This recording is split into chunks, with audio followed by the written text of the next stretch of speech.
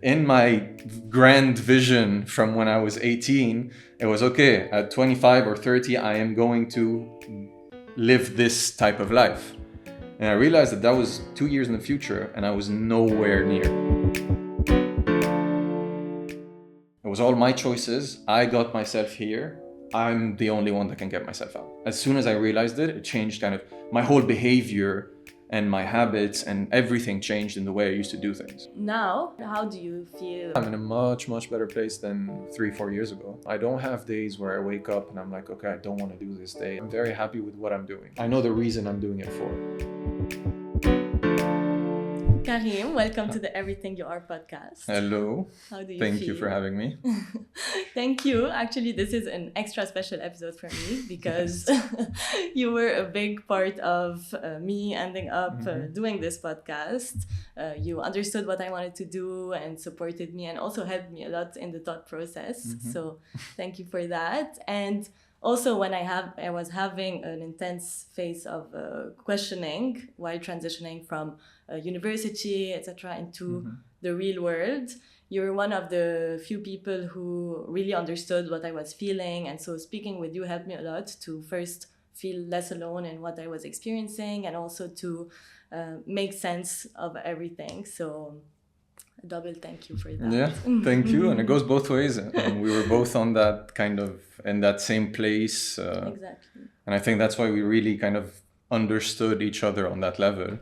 And yeah, long time coming, actually. Yeah, exactly. And I'm excited what's going to come out of this episode. Me too. So you're going to tell us about, like you said, this phase and what was happening before, the moment where you started shifting, and then after. And just for a bit of background about you, do you actually want to say a bit your career and life path? Sure.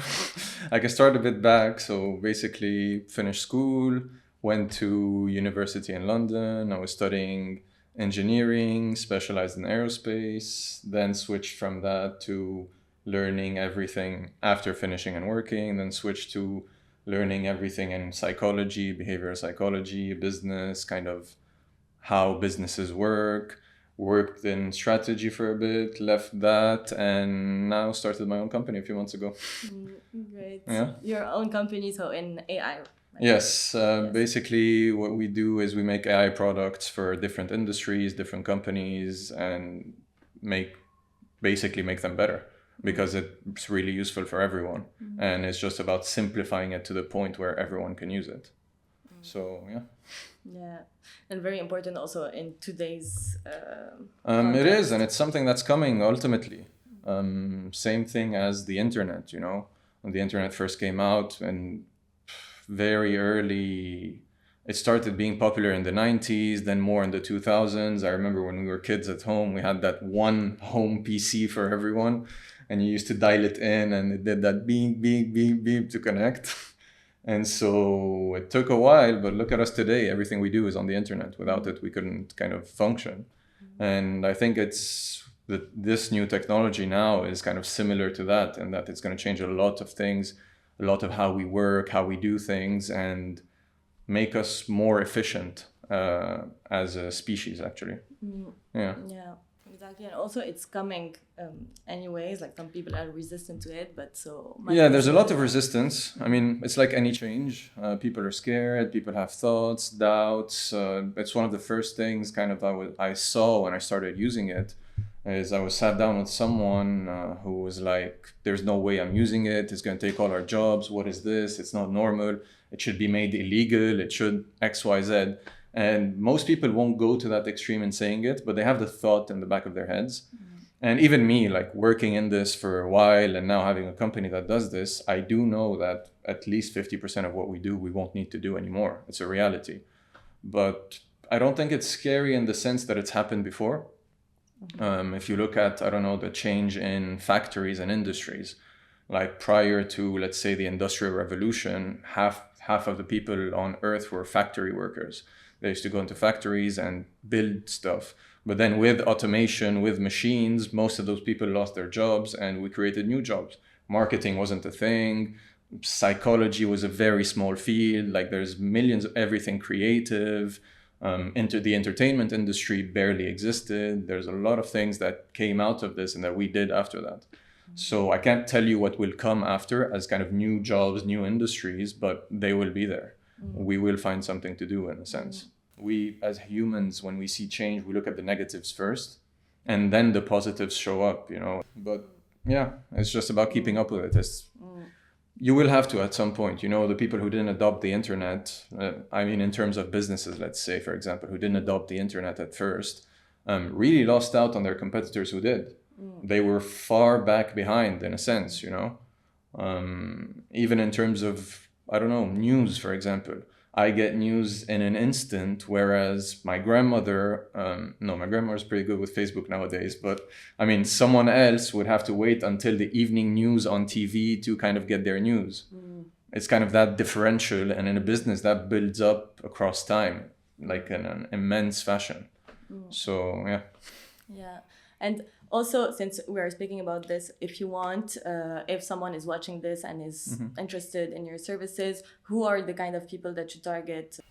So basically, our company is called Mindbridge Automation, and we don't do kind of consulting. We're building specific products for specific industries. Obviously, if someone has an idea for an industry, we would love to hear that and maybe build it with them as well. So that's kind of more how we work. We've done a product in education. We're going to do other products, be it in insurance, in banking, and XYZ. But it's about, like I said, choosing the right product that makes the change feel very small to the user because they don't want that big of a change. And so, yeah, but we're always open to ideas. Like there's a million things you can do with AI. Literally anything on earth can be applied to in a sense.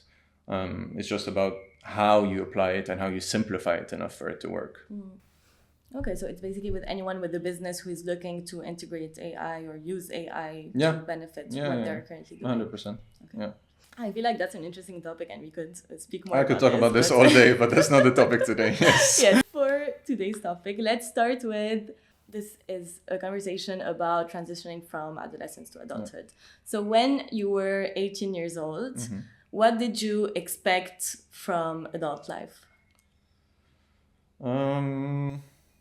What I expected, basically, I had kind of this vision of me at, let's say, 25, 30, being, I don't know, somewhat successful and just kind of creating things, which is why I went into engineering as well.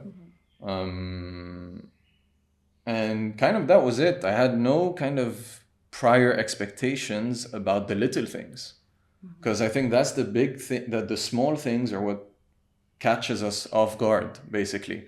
When you kind of leave that school environment, that home environment, and you go to university, for example. I went to London and I was 18, and I went there, I had a few friends that went there, including you.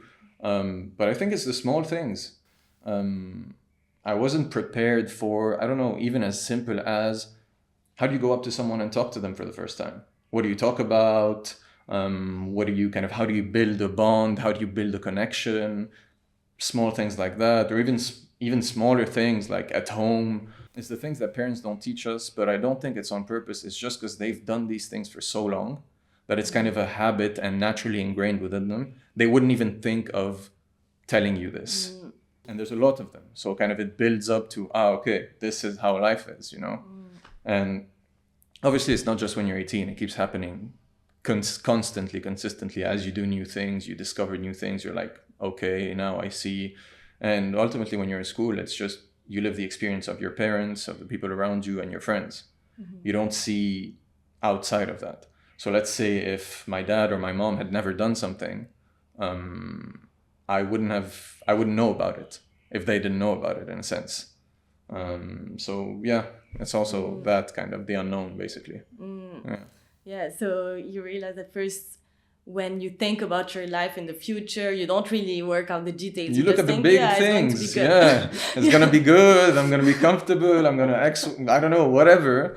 But you don't think of the small things you'll have to adapt to get there, in a sense. And especially when you're a kid, you don't realize, because when you're in school, like it's a predefined path and it goes a certain way without you even thinking about it.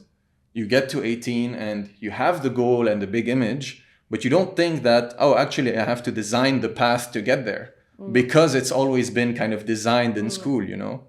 And so that's also another thing that caught me off guard is, and even like I was told when I was a kid, you go to a good university, you get good grades, then companies will come and pick you up from the university and just take you through life. And that's not how it is at all, basically. Yeah, I agree. We're used to having a roadmap on how to do things. We're used to following a certain guidelines to get there. But then actually maybe one of the hardest things is that you get to decide. Exactly, is to make your own. Yeah. And the thing is, when you're a kid, you don't even know that's an option. Because even as a small kid, and I talk to kind of my little sisters, little cousins, anyone who's kind of under 18, you ask them, what do you want to be? What do you want when you grow up? It's the same thing for everyone. They all have this vision image of what they want, but they never consider how they're going to get there. Same thing for us, you know? And so, yeah, that was kind of the biggest switch. And it took me even until after finishing university and starting work to actually realize that, oh, okay, there's a disconnect between where I want to get and where I am, and I don't know what this is. I need to figure this out first, in a sense. And also for you, the vision of what you wanted shifted a lot. So you were in aeronautical engineering, and then you decided that actually you don't want that, you want something else. Yeah. So can you tell me about that, how that happened? How did you realize that actually you wanted something else, and then went on to define what it is that you wanted? Okay, so for me, it was never about the specific thing I was doing. So be it aerospace, be it, I don't know, a business, be it whatever it is, it's not about the specific thing I'm working on. The vision was more about the quality and the life I wanted to live. Regardless of, obviously in this life, there is, yes, I will go work or do this, and my work, I had kind of a vision of how it was going to be. But I never had an issue with it being working on this, that, or the other in any field, you know. So that wasn't the kind of shift. The shift happened more, we'll jump to that actually. After I finished my master's, I went to work in Paris for about a year for a satellite propulsion company. So they made engines for satellites. And I was there, I was 23, middle of COVID. And it was outside of Paris. I was in a small dorm, basically, because I couldn't find an apartment. And then there was this, I don't know if it was one night or it kind of happened across a stretch of time of being there, where I realized, okay, I'm 23 now. And in my grand vision from when I was 18, it was, okay, at 25 or 30, I am going to live this type of life. And I realized that was 2 years in the future, and I was nowhere near. And I started looking at the path I was on, and I was like, I don't think if I keep going down this path, I'm going to get to where I want to get. I saw this with the people I worked, through the people I worked with. They were 30, 35, 40, and they weren't living the life that I wanted to live. And so I thought to myself, okay, if I keep going down this path, I can do it for 10, 15, 20 years like the people I was seeing around me, and I still wouldn't be where I want to be. And so that's not the way to go, in a sense. What was missing in the situation you were in? What was the place where you wanted to be that you weren't seeing yourself going there? So very broad questions, because there was a lot of things. Okay. I'll start off with, I think, the most important thing. We can talk about career and everything, but to me, that's not the most important thing. It's who I was as a person. Okay. I was nowhere near the person that I had imagined myself being when I was a kid. Okay, in what sense? I had no sense of discipline, no sense of dedication. I was very, just go with the flow, frail. I wasn't taking charge of my life, actually. And very reserved, very kind of, a lot of things opposite to what I wanted to be, you know? Not confident in myself. I don't know, there's a lot of aspects, and that's just as me, you know? How did you feel when you realized that you weren't where you wanted to be, and you weren't going to be if you keep on this path? Because awful. Awful. I felt awful looking at myself, you know, And I took this, at first you go through a stage of, okay, how did I get here? Why did I get here? It's just kind of, I don't want to say there's a hate, but somewhat, for the situation I'm in. And so at first you go through, okay, this is my fault that I'm here. No one else put me here. I was always supported as a kid. I was always told, go do what you want. You make your own choices. We support you in everything, X, Y, Z. And so it was my fault. And so at first that doesn't feel great. Telling yourself, I am in this shithole because of me. But the flip side of that, and that took a bit of time as well, this was all across a few weeks of just being alone, basically, and with my thoughts. The flip side of that is, okay, it was all my choices. I got myself here. I'm the only one that can get myself out. And so when that switch happened, it happened kind of, as soon as I realized it, it changed kind of my whole behavior and my habits, and everything changed in the way I used to do things. First of all, actually, I started learning. Okay. That was number one for me, because I didn't know much. Yes, I had a master's. I went to a very good university. I had a lot of knowledge in a sense, but I didn't know anything about life. I realized that. Yeah. In that moment, it's like, if you actually knew something about life, you would have noticed earlier, Let's say, I don't know, money, for example. This one realization I had is I didn't know what money was. Quite literally. Like, yes, we use money, we buy things with it, but I didn't know what it was and how it worked and how the world functioned around it, in a sense. So I started learning that. That was the first thing. And it's small steps, because like I said, it was everything about me and my situation that I wanted to change. Looking at that, it's like, this is huge. How am I going to do this? But then it's just the small steps that kind of compound across time. And that's one thing that that was the first thing that got me to start moving.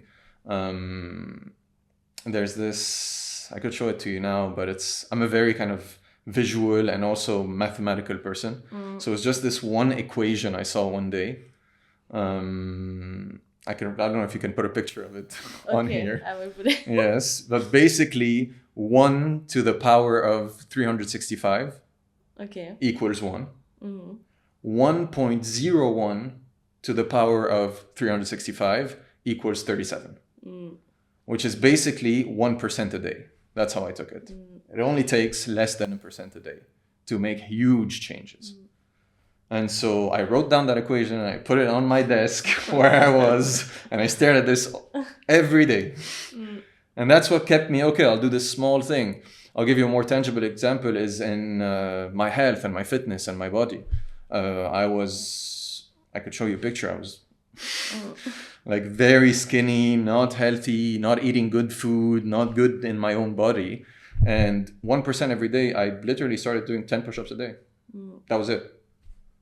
10 a day. You start with 10. It wasn't even 10 at first. It was 10 on your knees, People will tell you, no, but you should be able to. It doesn't matter. It's where you are, So you start with that. You add one, you add one, you add one. And it's kind of the same concept applied to what you learn or applied to your discipline or like simple things, That's what helps you make a big change. But also you need the motivation. The motivation is big in a sense of, for me, there's two types of two things that motivate someone to keep moving. There is what you want, obviously. It's good to have kind of intentionality and the direction of where you're going, because obviously otherwise you just go anywhere and in circles. So that's something that's required. And having a clear picture of it, if you can make it as clear as possible. This is something my mom did a lot with me when I was finishing school. She was like, okay, where do you want to be? And she helped build that vision. It's like, where do you want to be? What do you want it to be? And she started asking me questions like, okay, so you wake up, you're 25, let's say, you wake up in your bed. Which side of the bed do you get on? Do you get out of? How warm is the ground? What does the room around you look? What's your morning routine?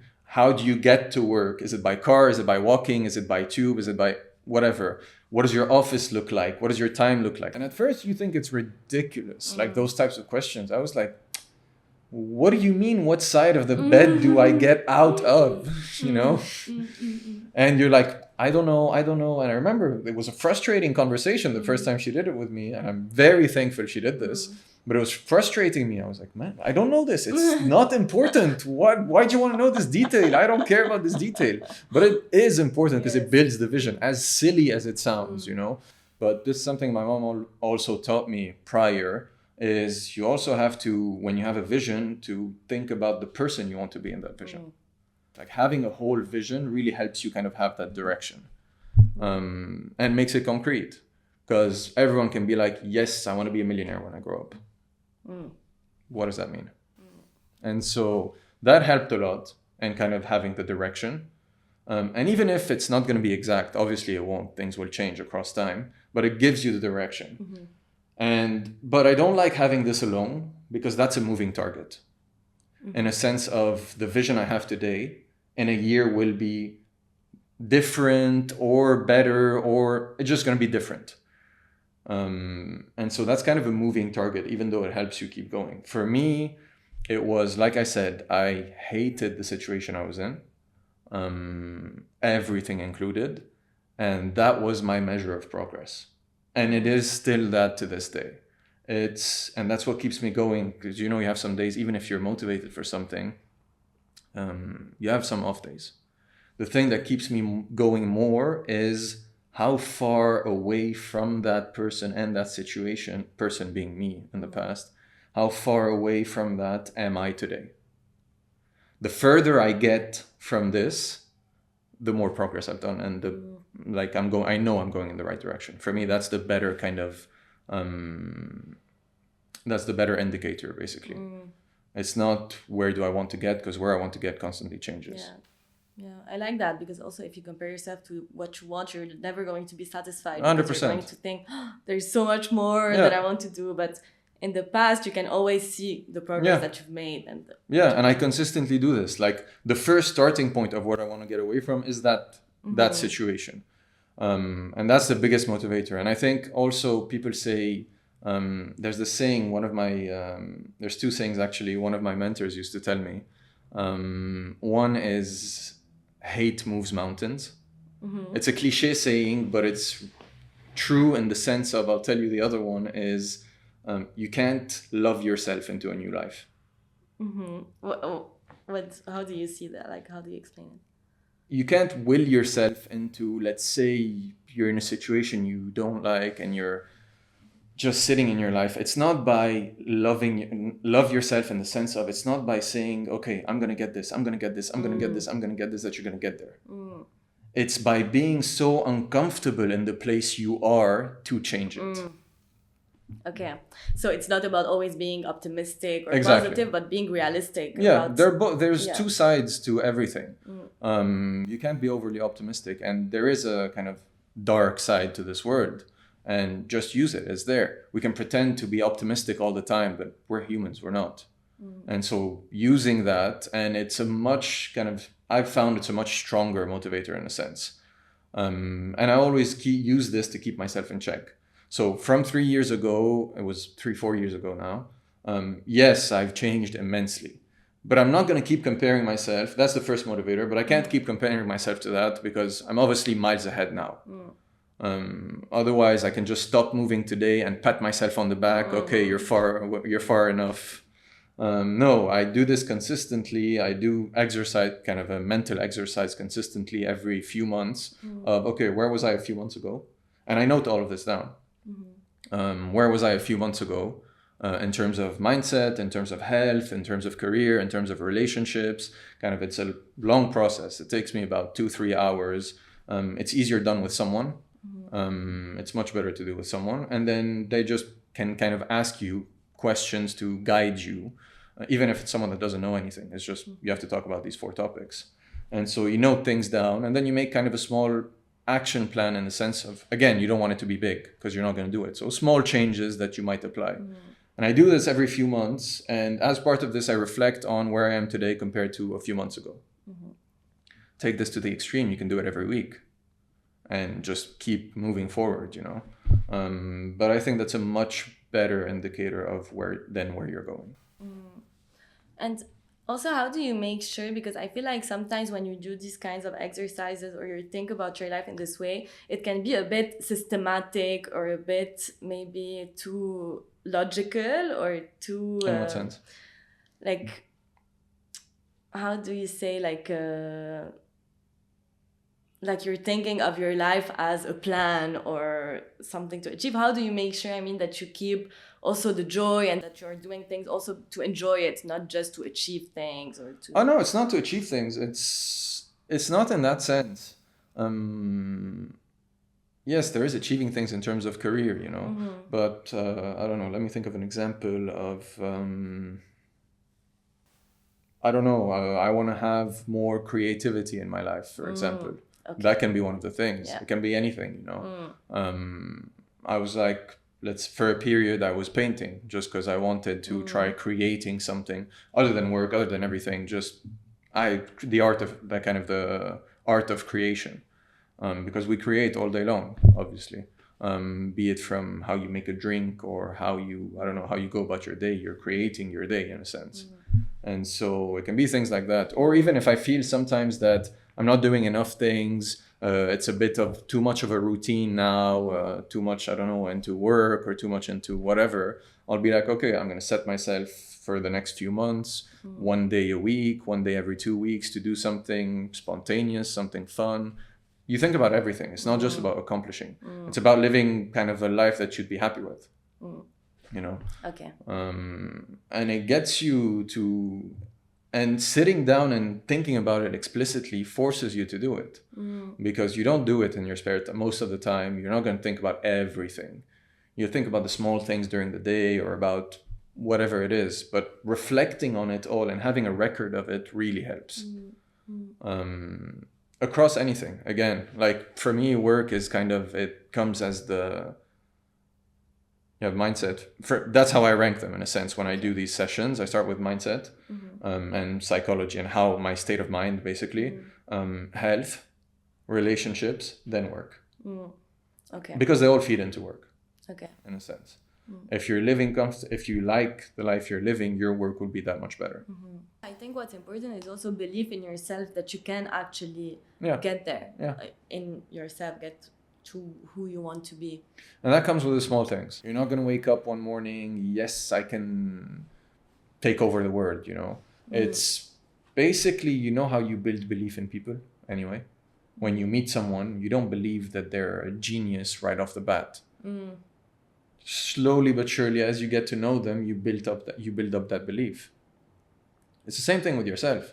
You have to build up that belief, because at that point, if you don't have belief in yourself, it's because you've not done things you've said. You haven't followed through on them. So do the small things, you know, because these small accomplishments, it's a respect towards yourself, because you have to think of, if someone tells you something, that they're going to do something and they don't follow through on it, you won't respect that person in a sense. But think about you constantly telling yourself, I'm going to do something and not doing it. It's the same mechanism. You don't respect yourself. That's why you don't have belief in yourself, because you know that what you say you might not do. And so building it up with the small things at first. I'm going to do this. I'm going to do that. I'm going to sleep at this time. I'm going to, I don't know, eat this in the morning. I'm going to drink, 2 liters of water a day, whatever it is. And being conscious that you're actually doing what you're saying. And I think focusing on what you're doing well also, because I guess you may have some moments where you don't do what you have said or whatever, but you also have moments where you do. So also focusing on what you do well. And that's a big thing. Exactly. We tend to focus on, okay, I failed here or I made this mistake. How can I learn from it? Which, yes, is a great thing to learn from, but we don't focus on when we're doing well, like you said. And it's a human bias that we all have towards negativity. But looking at the things you do well really teaches you, in a sense of kind of, if you lose that and if you're not doing as well, you can refer back to it. And there's also one thing you were talking about, when you notice the good things within you.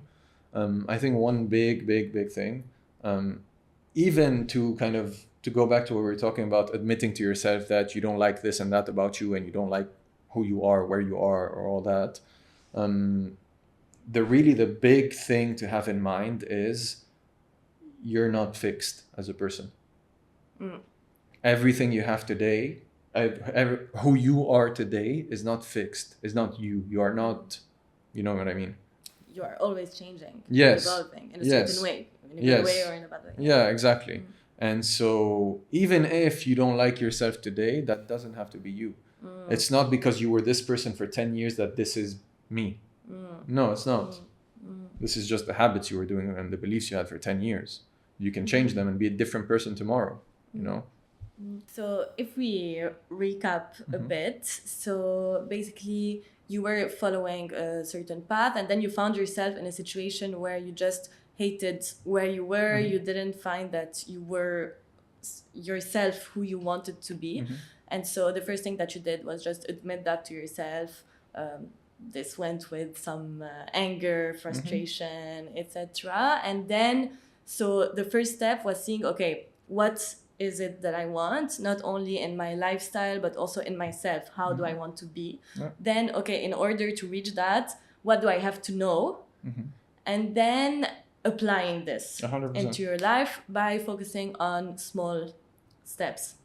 So when you were defining what you wanted out of your life, so first you pictured yourself, I don't know, 5 years from now, and you said in details, how do I want, what would be my ideal day, for example, or my ideal lifestyle. And then you asked, in order to reach that, what kind of person do I want to be? Not in order to reach that, just who am I in that moment. Okay. And did you have a certain structure or a certain... Not really. At first, it's the exterior stuff because it's easier to see.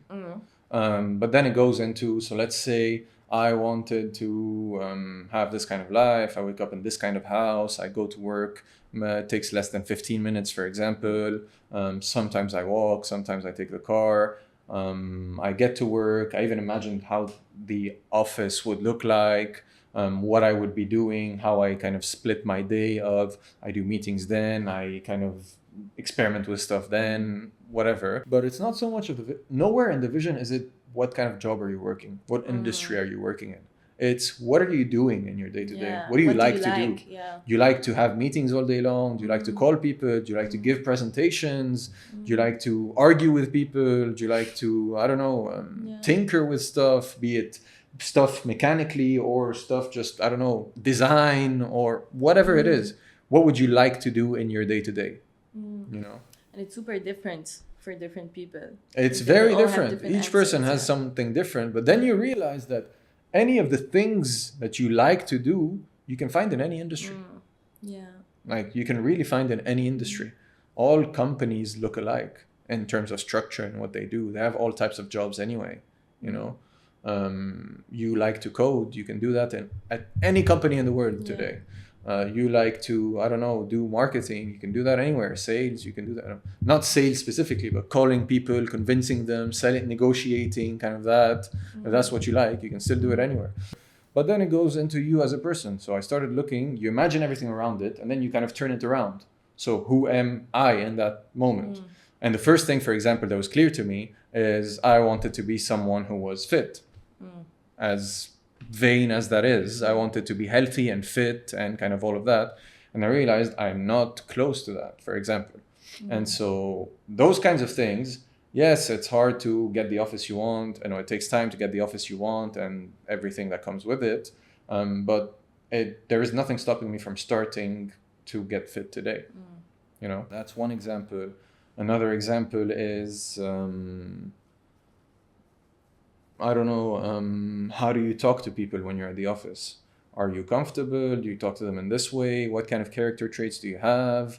All of it. How do you teach someone? Because for me, that was part of it also, was collaborating with other people in my work that I envisioned, was a collaboration with a team, with whatever it is. And I even thought about, okay, how do I interact with these people? How do I get to know them? Kind of you build a story. And everything that's related to you internally, you can apply today. Nothing's stopping you. The outer stuff, fine, you're not going to get it today. But you can be that person today. It'll take time to keep the habits and to build the habit of being that person, having it be second nature, but you can make the effort to just be that person. So that's on a personal level. Then once you have all of that, it was like, okay, what am I lacking in terms of skills and knowledge and experience to be there? How long did it take you to do the vision exercise? Not that long, to be honest. Not that long. If you really ask the questions and you think about it, not that long. It's a fun exercise. Yeah, and I think it's good also to tell yourself that it's flexible, like it doesn't, Yeah, it can change. obviously, 100%. I've had different visions across Yes, time of course. that have changed. Yeah. It's not the same at all, but I am the person that I saw in that vision. Yes. And as long as the external doesn't matter, because if the internal, I am the person that I wanted to be, the external also turned out better. So there's everything that's internal. And then there is, okay, what don't I have today? Still kind of internal, but in terms of skills and experience and all that. What don't I have today to get there?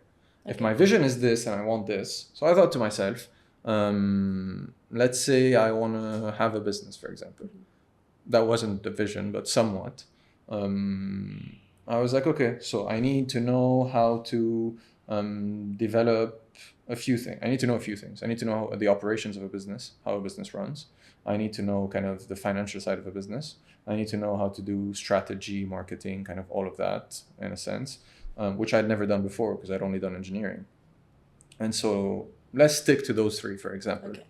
So let's say these three things, I need these to run a business, obviously. At a minimum. I'm not saying I need to be an expert in all of them, but at a minimum, you need to know them. So I was like, okay, I need these three. I need to go get these three. So let's start with, first and foremost, what can I learn? Money and kind of how the finances of a company work. So I learned that. And then I was like, okay, now I need actual experience. And I'd also like to learn kind of about strategy and operations and how a business is run, because I'd only worked at lower levels of businesses.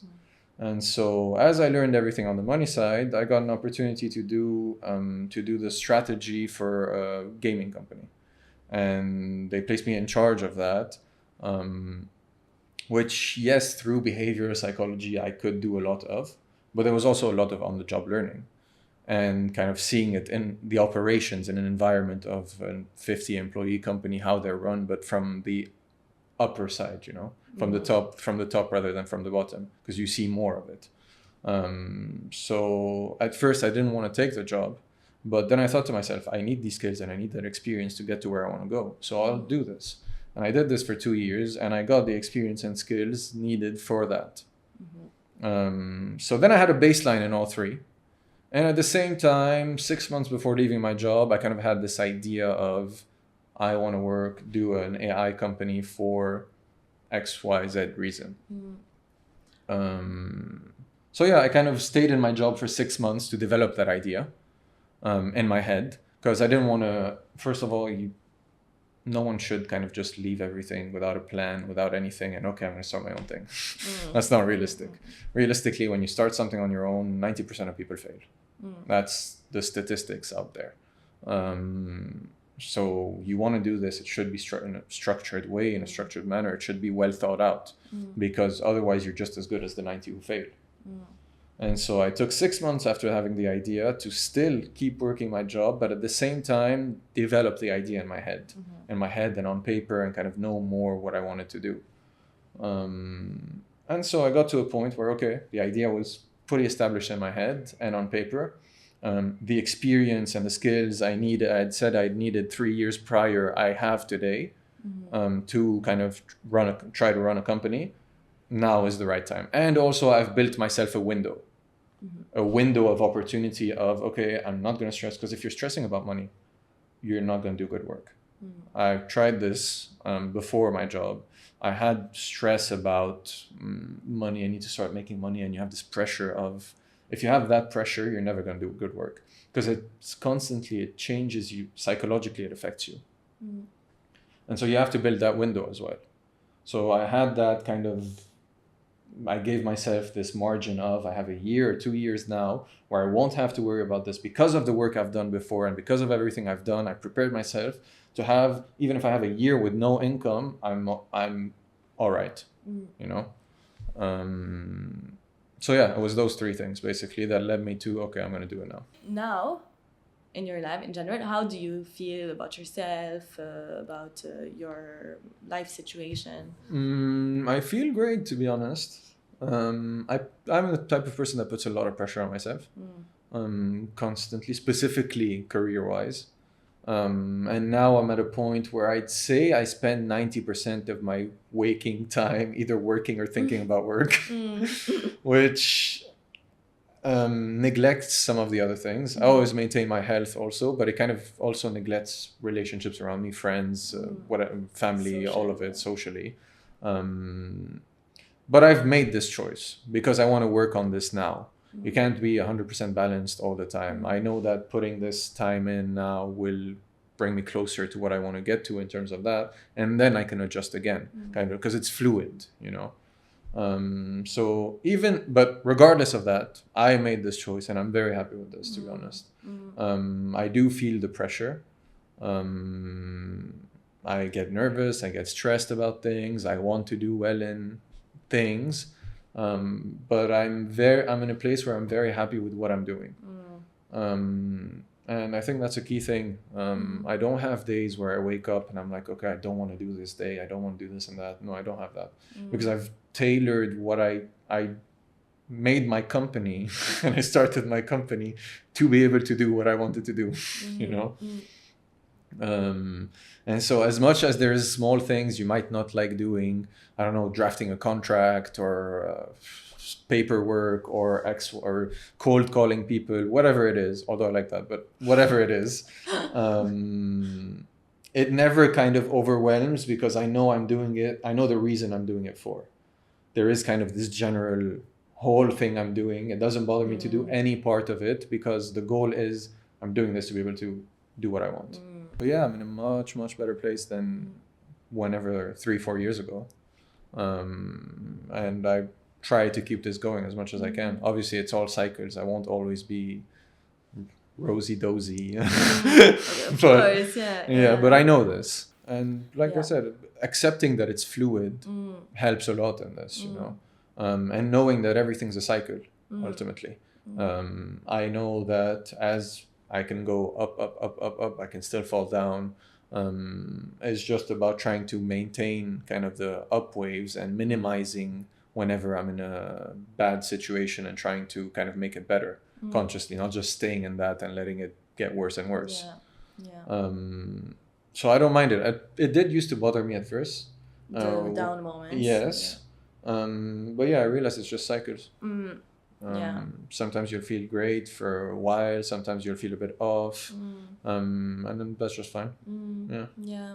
And I feel like it's a good example for anyone who's in the situation that you were in 3-4 years ago to see that it actually had an outcome. So you managed to actually get where you wanted. Maybe it's not perfect. It's not the end destination, but it'll never be the end. Yeah, exactly.